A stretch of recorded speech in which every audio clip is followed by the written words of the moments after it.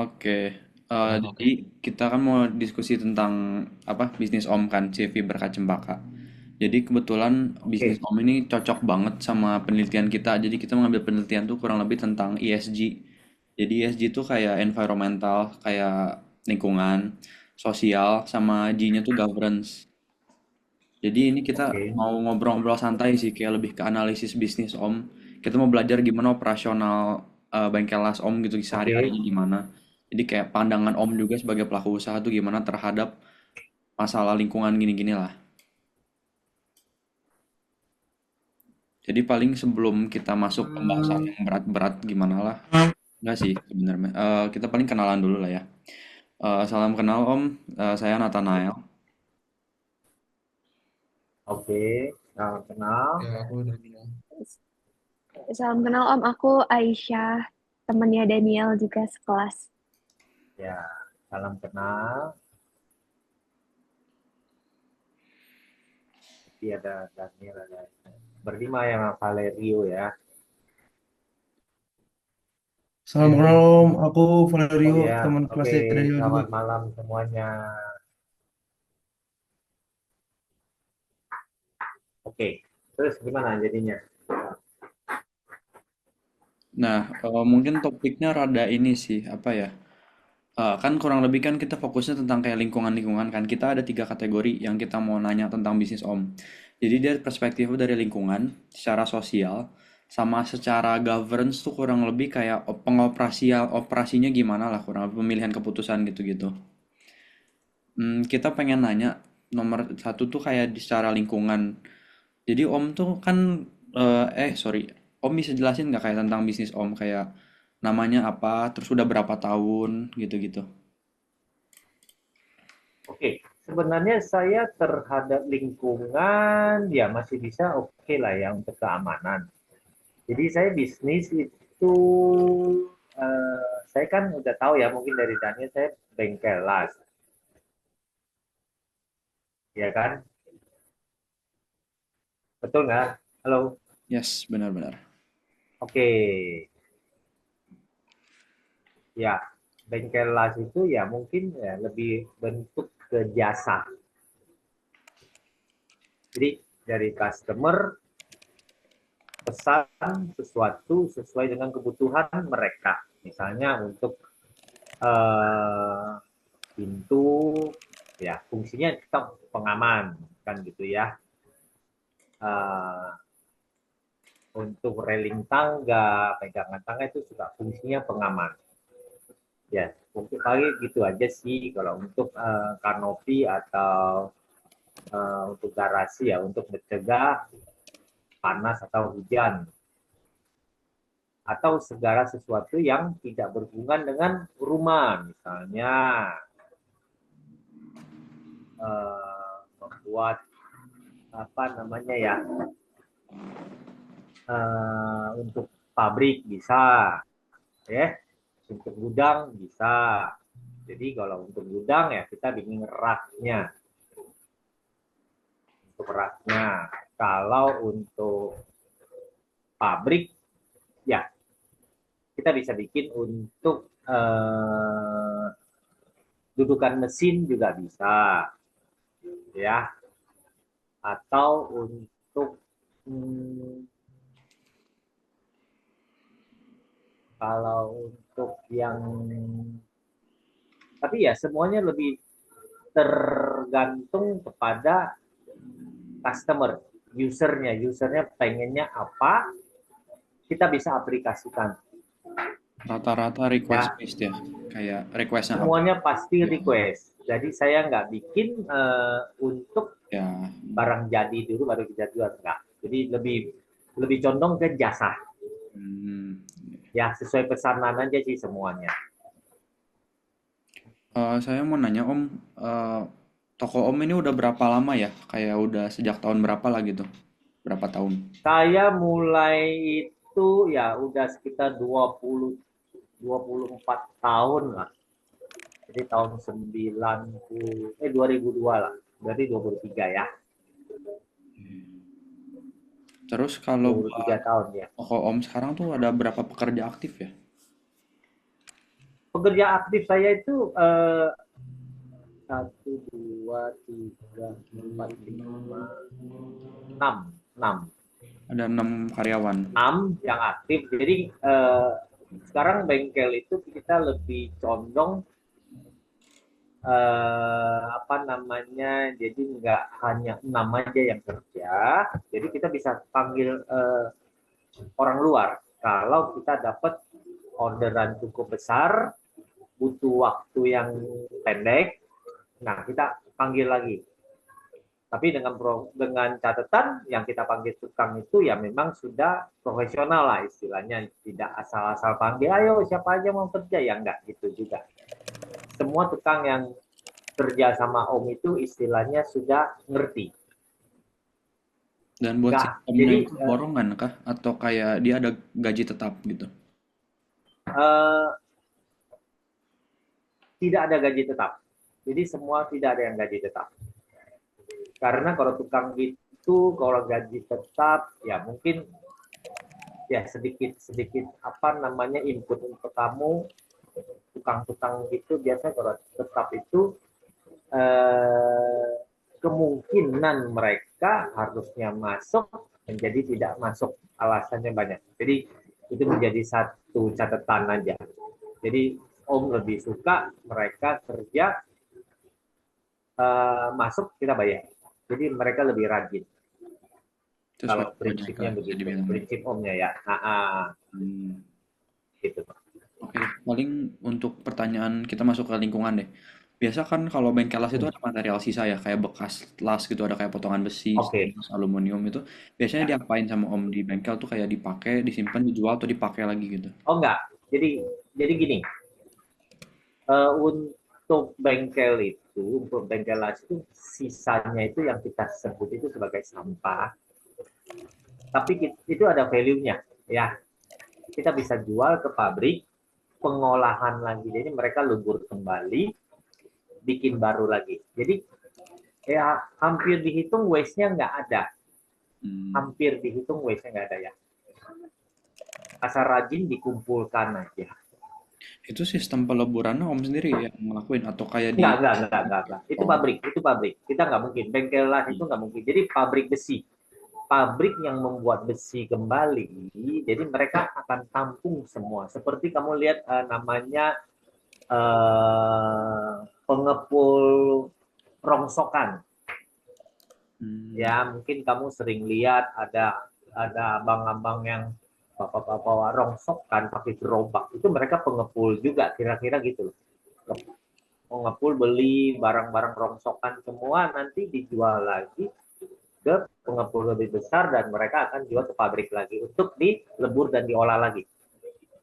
jadi posisi Om Semuanya jelas begitu. ini dijual kan si waste-nya itu. Jadi Dijual, ya, betul, oh betul. iya, iya sih.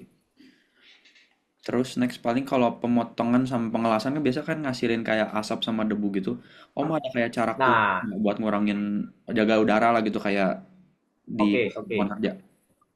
Jadi gini, kalau di dalam bengkel bengkel Om, kita lebih banyak tempat yang terbuka, Hmm. ya terbuka supaya asap pengelasan itu akan kita kipas, pakai kipas angin kita buang keluar. Sebenarnya nggak terlalu banyak sih kipasnya, nggak seperti pabrik ngebul begitu, nggak.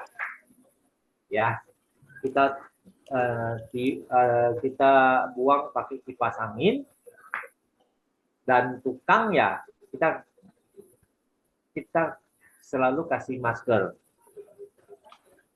ya gitu, kasih kacamata, kasih masker, atau kasih ya apa namanya, pengelasan itu yang namanya kedok, kita sebut kadang kedok, ya gitu.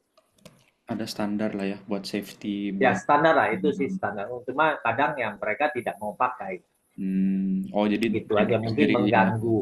Ya kita sudah sediakan, kecuali pengelasan stainless itu mereka Hmm. harus pakai kedok, supaya karena itu asapnya lebih tajam, percikan percikan apinya itu juga lebih terang, akan merusak mata. Jadi kita kasih kacamata juga, kacamata khusus ya. Karena emang sering lihat sih karyawan yang nggak ini, tapi memang sebenarnya udah sediain kan kalau dari bengkelnya. Kita sudah sediain karena mereka kadang memang pakai kedok itu mungkin nggak enak panas ya. Tapi kalau stainless harus pakai, wajib. Kalau nggak mukanya itu akan panas nanti, kulitnya akan terkelupas. Jadi mereka wajib pakai kedok dan mereka tetap pakai. Kecuali las besi masih enggak. Kalau buat kayak limbah-limbah cair kan pasti kalau pengelasan tuh ada kayak pakai cat atau oli gitu. Itu biasa Oh pembuangan. nggak ada, Oh tidak enggak. ada. Semua bentuk kering, Oh, semua bentuk kering. oh, betul. Karena ya istilahnya tidak ada kimia yang cair, nggak ada. Hmm. Pengelasan itu nggak ada. Jadi untuk lingkungan misalnya apa kayak pabrik pembuangan limbahnya ada nggak? Kita nggak ada limbah istilahnya. Cuman yang kayak tadi ini ya, apa yang paling bahan-bahan yang anggap sampah gitu ya. Kayak Yang dianggap sampah kita itu dan ada value-nya ya. Kita akan kumpulkan lagi gitu loh. iya, iya. Hmm.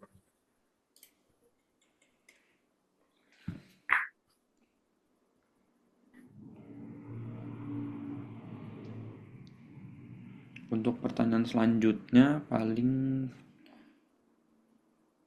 dari Dava. Oke. Kalau sebelumnya kalian tadi maaf aku udah nge-like sama aku udah Gak apa-apa.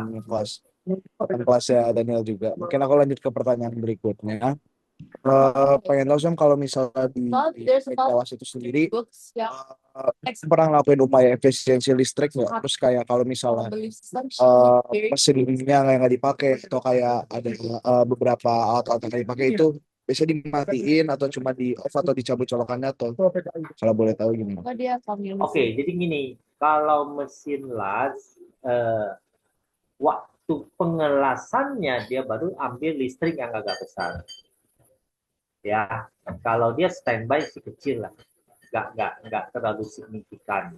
Jadi untuk mesin lasnya itu tidak terlalu masalah sih. Tapi memang kalau memang sudah waktunya istirahat, ya tukang wajib mereka akan matikan mesin.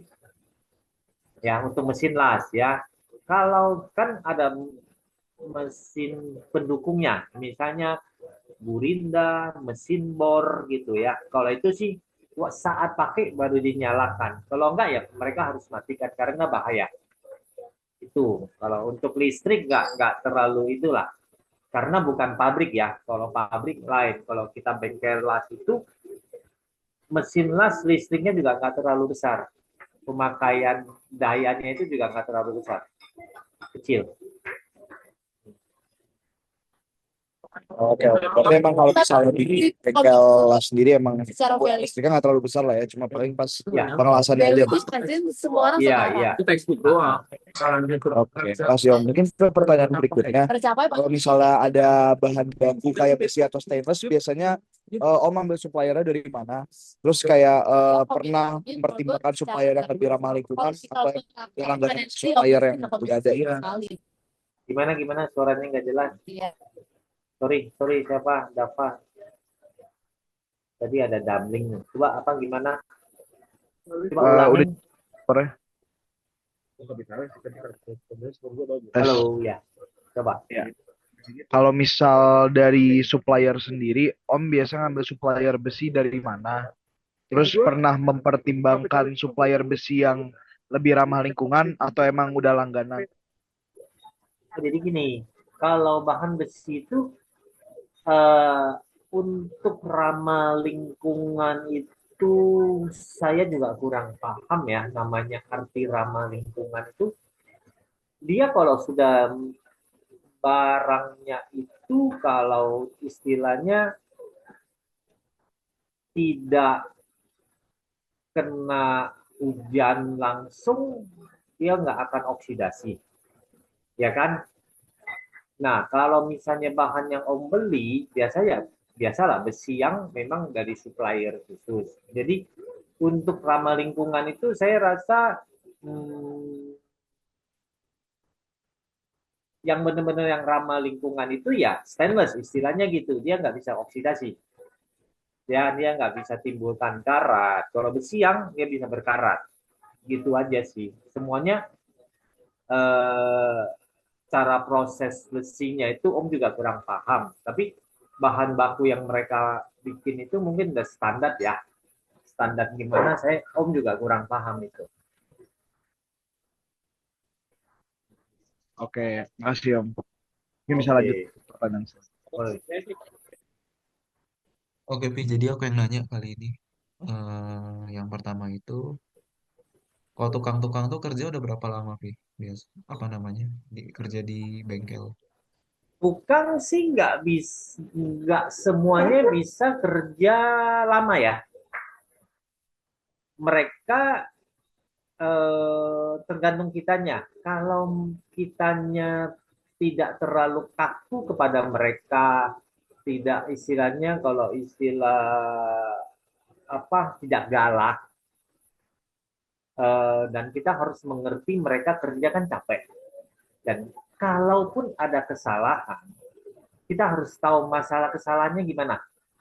Apakah memang dia nggak ngerti atau memang dia sengaja. Kalau mereka kerja dan ada kesalahan, kalau saya sebagai ownernya itu saya mengerti mereka supaya, tapi kita akan perbaiki dan mereka akan mengerti perbaiki. Ini salah loh, cara kerjanya salah loh, ya kan? Nah, untuk mereka kalau yang lama sekali itu hampir nggak ada lah. Mereka kalau udah sampai 5-6 tahun itu udah cukup baik. Ya, bisa lah. Sekarang ini udah sampai ada yang sudah sampai 7 tahun ikut ikut saya sudah 7 tahun. Itu udah termasuk bagus. Dan orangnya yang memang loyalitasnya bagus gitu lah. Oke, terus satu lagi pertanyaannya ini, Pi. Ada gak kayak misalnya kecelakaan kerja gitu?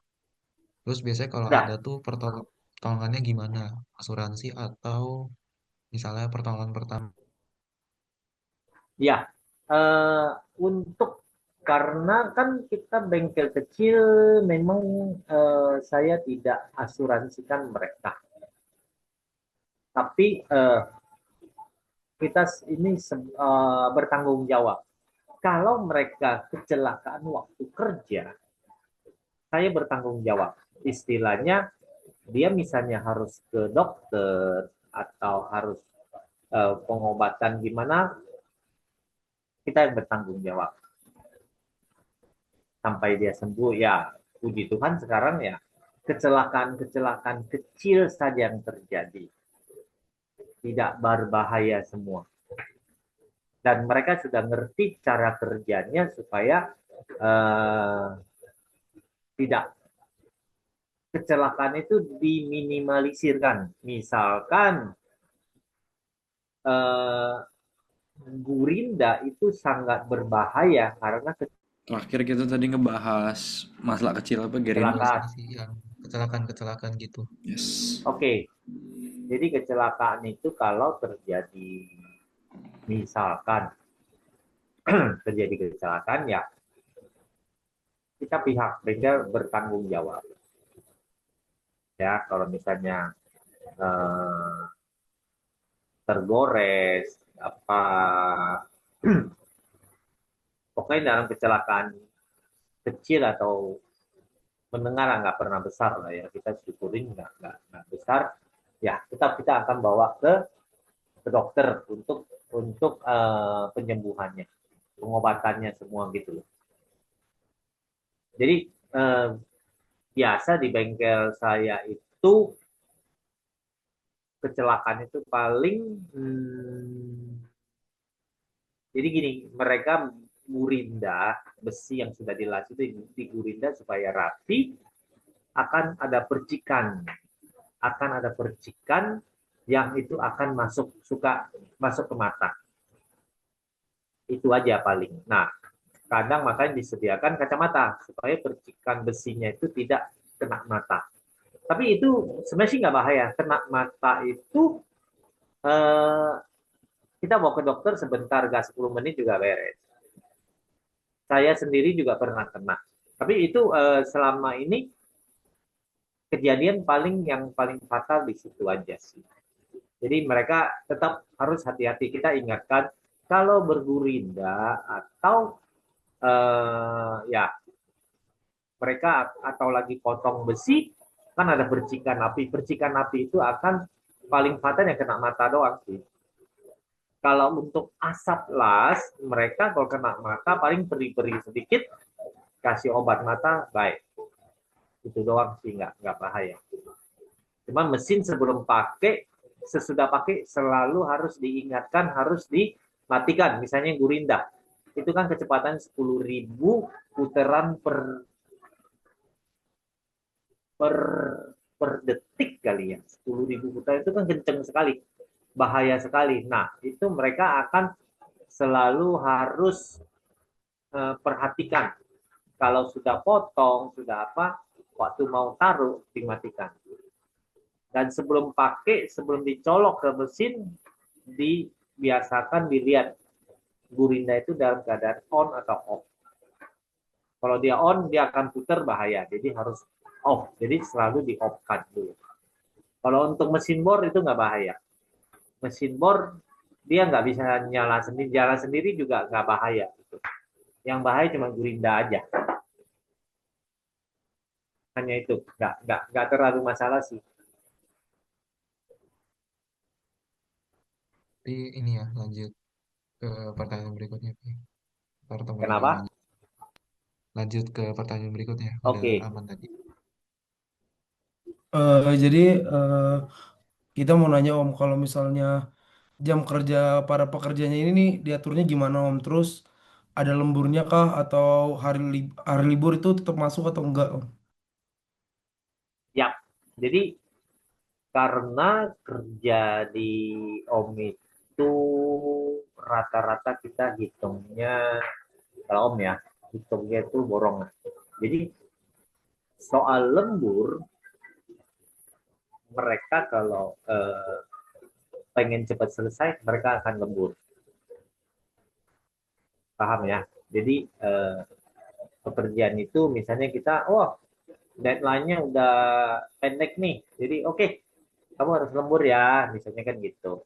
Ya, mereka lembur. Jadi kita nggak sistem gaji tetap. Jadi mereka lebih cepat kerja selesai, ya kita lebih cepat bayar gitu. Nggak masalah sih, nggak terlalu harus lembur apa enggak, itu nanti tergantung kondisi aja. Ya. Nah Om, selanjutnya kalau misalnya hubungan antar pekerja di sini itu gimana Om? Kayak ada kekeluargaannya kah atau kayak sistemnya kayak perusahaan formal biasa kayak kerja asal kerja aja gitu? Oh ya, kalau dengan Om itu mereka tidak ada hubungan apa-apa, cuma pekerja aja. Ya, tapi tukang dengan tukang kemungkinan mereka ada hubungan saudara bisa gitu aja. Oke baik Om. Untuk yang selanjutnya, kalau misalnya bengkel itu pernah terlibat kegiatan sosial di masyarakat gitu nggak Om? Kayak bantu lingkungan sekitar atau sponsorin gotong royong acara RT RW gitu-gitu atau bantu proyek masyarakat ada nggak Om? Eh, biasanya sih enggak ya. Biasanya sih enggak. Cuman paling gini, kalau di RT misalnya atau di lingkungan tempat bengkelnya Om itu, misalkan RT-nya itu biasa misalnya di posisi RT itu di gang atau di mana mereka pasang portal, pasang pintu supaya tidak malam supaya aman lah lingkungan sana. Paling ada rusak-rusak sedikit ya kita bantulah. Itu aja sih. Ya kan itu kan untuk lingkungan sendiri ya oke kita bantu. Paling sosialnya begitu aja sih. Baik Om, untuk selanjutnya akan tanyakan sama yang lain. Ah, Oke Om, Oke. aku mau lanjut ke pertanyaan berikutnya.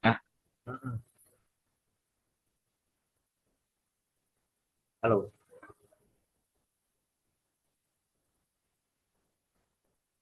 Ya, coba gimana Dava?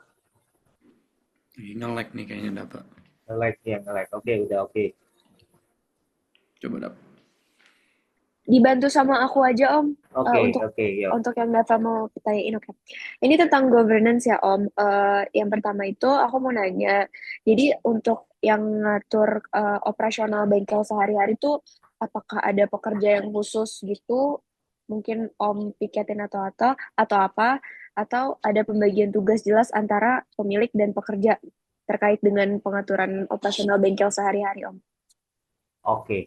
Jadi kebetulan yang Om punya itu eh, pembagian kerjanya Om yang ngatur semua. Hmm, Ya, jadi tukangnya itu yang kita kasih pekerjaan jenis A dan mereka sudah ngerti. Jadi saya tidak perlu misalnya harus ada staff yang khusus bagian bagian lapangan, bagian eh, pembelian. Jadi tidak perlu gitu loh. Jadi semua Om yang ngatur. Jadi Om yang tahu, oh pekerjaan A bahannya A, B, C. Nah, tukang yang kerja sama Om itu kebetulan semuanya sudah ngerti gambar. Kita cuma kasih gambar. Nih, gambarnya ini loh, kerjanya ini loh. Dan mereka oke. paham. Walaupun kadang memang nggak 100% paham, tapi kalaupun ada yang mereka kurang paham, pasti tanya. Pasti tanya. Oke. Jadi Itu aja langsung sih. nanyanya ke Om ya Om? Ya, ke saya sendiri. Karena Oke. saya yang berhubungan dengan customer, jadi saya yang tahu keinginan customernya gimana sih. Biasanya Oke. mereka juga kadang juga kasih gambar. Ini gambarnya loh, maunya begini loh. Nah, itu nanti tukang di lapangan atau di bengkel itu mereka akan ngerti sih. Oke. Terus Om, kalau dalam hal keuangan, itu ada Ya, pencatatan rutin nggak Om? Misalkan pembukuan atau lebih informal aja? Eh, secara garis besar sih tetap ada ya. Oke. Biaya biaya operasional yang keluarnya Cash berapa, flow, inflow-nya ya. ya cash flow-nya Hmm, semuanya ada, oke. semuanya ada. Kalau nggak kita nggak tahu profit apa enggak kan dia jadi nggak tahu profitnya berapa kan gitu ya.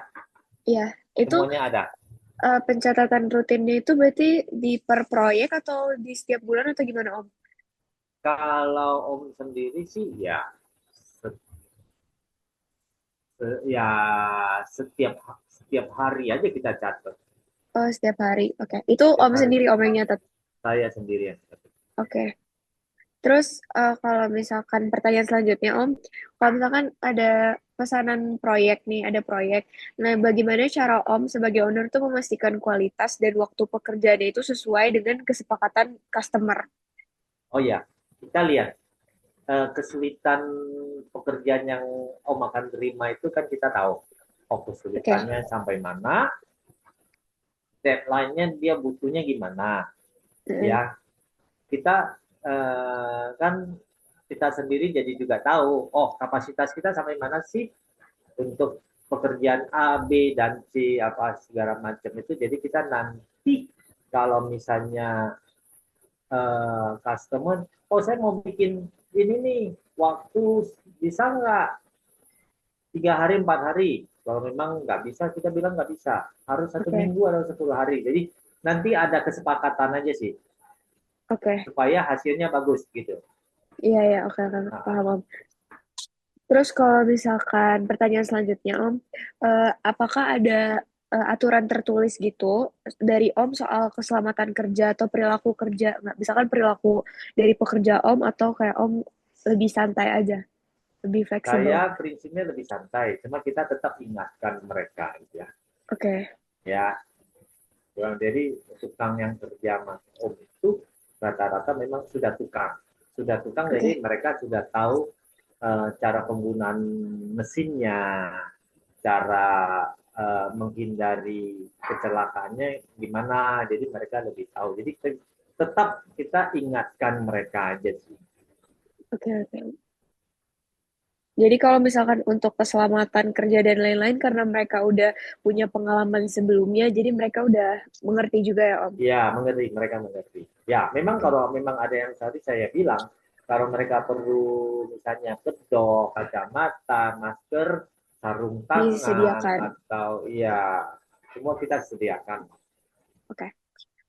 Baik, Om. Terus selanjutnya, usaha ini sendiri tuh sudah punya izin resmi dari pemerintah atau masih dalam skala rumahan ya, Om?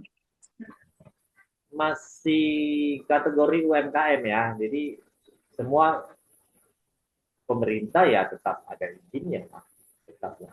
Kita kan lapor Oke. pajak segala macam gitu. Oke, Om. Oke. Terus Om, kalau misalkan dalam mengambil keputusan, itu misalkan untuk membeli bahan baku, ganti alat, ambil proyek yang besar, itu siapa yang memutuskan dan bagaimana prosesnya itu semua Om yang memutusin ya Om? Kalau yang aku tangkap, jadi Om tuh hanya memerintahkan kepada tukang tuh eh, deadline sama aturan kerjanya aja ya Om berarti. Oh, tapi enggak juga. Kalau memang mesin yang dia pakai Mm-mm. sudah bermasalah atau waktunya ganti, tukang akan kasih tahu. Oh, ini Oke. udah kurang bagus nih. Oke, kita akan ganti baru. Kalau bisa di repair, kita repair. Kalau nggak bisa, ya ganti yang baru aja. Biar pekerjaannya juga cepat. Oke. Ya. Eh, itu aja sih Om, semua pertanyaan dari kita kayaknya sudah cukup Oke, jelas banget Om. oke, Untuk, oke, oke. ya mungkin untuk pertanyaan lebih lanjutnya nanti lewat Daniel aja ya Om berarti. Boleh, Kalau boleh, ada boleh. ada Lewat yang Daniel. kita butuhkan lagi. Boleh, boleh, boleh. Oke. Silakan. Nggak masalah. Baik, baik Om, karena udah malam juga takut mengganggu waktu Om dan Nggak apa-apa, teman-teman nggak semuanya. apa-apa. Yang Mungkin, nggak masalah. ya mungkin dari kita itu aja sih Om. Makasih Oke, banyak ya oke. Om Oke, untuk waktunya. sama-sama. Ya, Thank sukses you, Ya, thank terus you. ya. ya Masih banyak ya makasih. Om. Oke, yuk. Terima banyak ya Om Makasih ya. banyak ya Om. Sukses terus Yuk, buat sama-sama. bisnisnya Om. Yuk, sehat terus semuanya. Oke.